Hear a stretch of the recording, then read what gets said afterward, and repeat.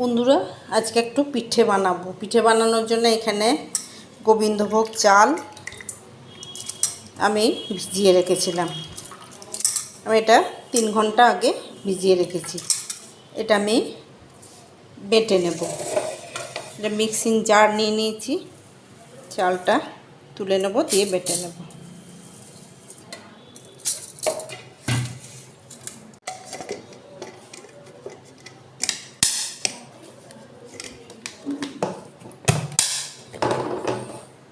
আর চালটা মিহি করে বাটা হয়ে গেছে। আমি একটা পাত্রে ঢেলে নিলাম। এটার মধ্যে আমি একটু ময়দা দিয়ে দেবো, এক বাটি ময়দা দিয়ে ময়দাটা গুলে নেব।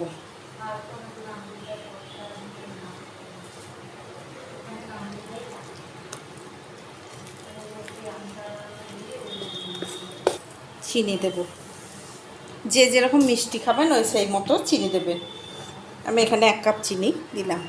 কিছুটা কোরানো নারকেল দিয়ে দিলাম।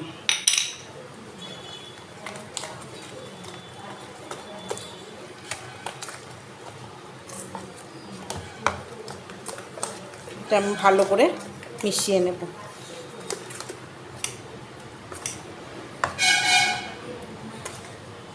এরকম ব্যাটারটা বানিয়ে নিতে হবে।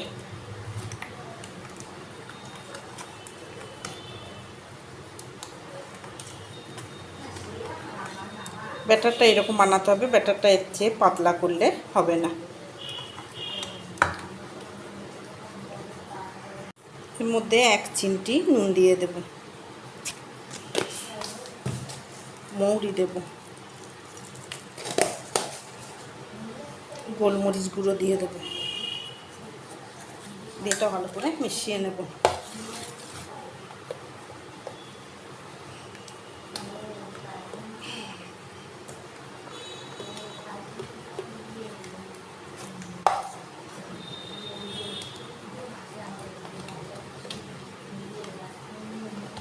আর ব্যাটারটা রেডি হয়ে গেছে।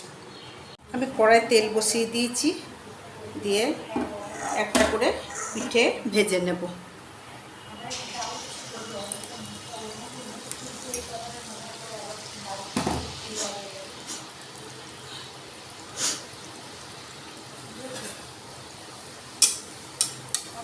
পিঠেগুলো কেমন সুন্দর ফুলছে।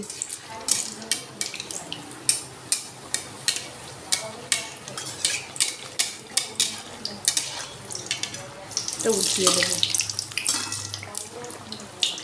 আমি এইভাবে পিঠেগুলো ভেজে নেব। এটা ভাজা হয়ে গেছে, এটা তুলে নেব। আমি এইভাবে সব পিঠেগুলো বানিয়ে নেব।